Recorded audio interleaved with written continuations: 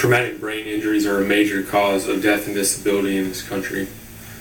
They can be classified as either mild or severe, mild being like an ordinary concussion, and severe being complete brain death, possibly leading to death of the person. The CDC says from 2006 to 2014, there was a 53% increase in hospitalizations, emergency room visits, and deaths from traumatic brain injuries.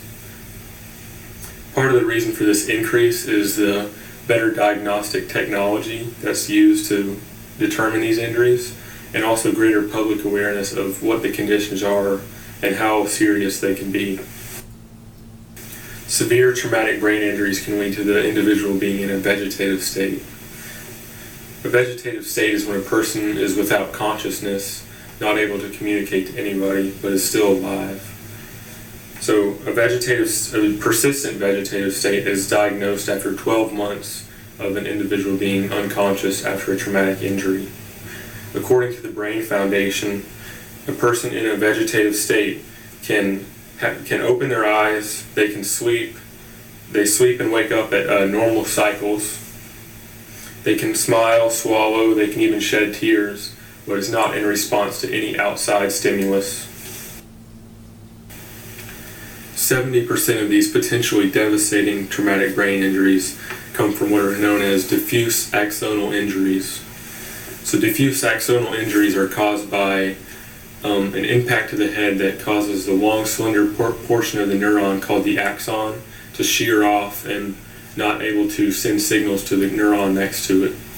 So it can be classified as mild, which would be known as a concussion, moderate, which has permanent damage and accounts for 20% of the severe head injuries, and then severe axonal injuries, which are 16% of severe head injuries. And if the individual survives, this severe axonal injury will lead to a vegetative state. And that's all according to the Brain Foundation.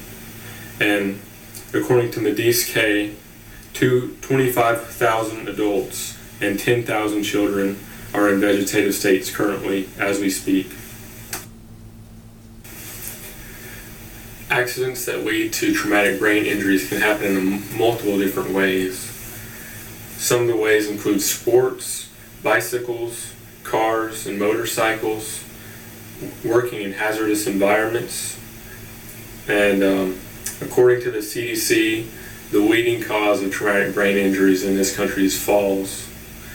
The next leading cause is motor vehicle accidents, after that assaults, and then after that struck by an object, which could be in football or mixed martial arts or to that nature.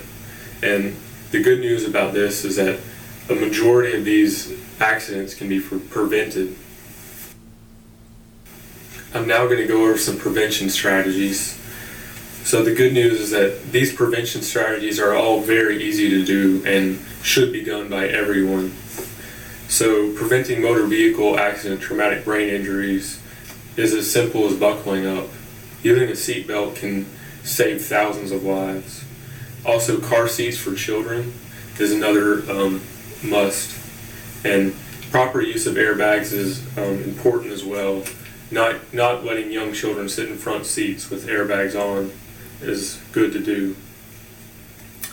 Now for falls, most of the traumatic brain injuries that occur as a result of falls occur in the young children and the elderly. So for the elderly, installing ramps and railing is needed in problematic areas. That can help a lot. And another important thing is to go over with a healthcare professional the individual's medication. Certain medications can make you more prone to dizzy spells or even passing out, and that should be stopped. And for young children, window guards, safety gates are important to have and prevent falls in children. Another important step is making sure playgrounds have soft floors so children don't fall and hit their head on a hard surface. Another really important step for all age categories is just to wear helmets. So helmets don't actually prevent traumatic brain injuries, but if one to occur, they would greatly reduce the severity of the injury. In a 2018 study by Rawls, he found that across the board, helmets reduce traumatic brain injury severity by as much as 85%. Rawls also pointed out that half of bicyclists report not wearing their helmets. And he also noted that 97% of bicycle accidents that resulted in death, the rider was not wearing a helmet. Organized sports like football and baseball, they're generally on top of the players not wearing their helmets. They require helmets. So it's individuals who decide not to wear helmets, like bicyclists, skateboarders, and motorcyclists, that have a high chance of a traumatic brain injury if an accident were to happen. Most states have helmet laws that require bicyclists under the age of 16 and motorcyclists under the age of 21 to wear helmets. I believe this law is good, but I think more should be done to prevent traumatic brain injuries. I think a universal helmet law for all ages should be implemented for bicycles, skateboards, and motorcycles. I believe this law would prevent the severity of traumatic brain injuries. It would reduce the number of people in vegetative states, and it would save countless lives. Thank you.